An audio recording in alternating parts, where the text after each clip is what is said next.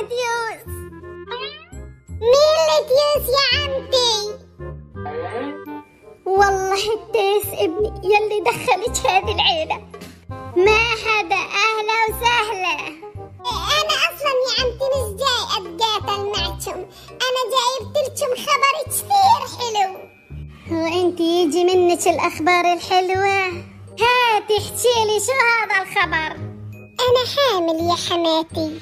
أي الله علي، والله ما قصدت أجرح مشاعرك يا بنت حماية منوشة. أنا يعني أحب إنك تتجوزي، والله حكيت لأمي تدعيلك، هيها راحت على العمرة ودها تدعيلك الله يبعثلك عريس. أنا أورجيها هذه المكيودة. والله يا مرت أخوي ما ودي أتجوز، من شكالك؟ هيني قاعدة وبكون وقت ما بدي وبنام وقت ما بدي، بس أنا خايفة عليك يا مرت أخوي.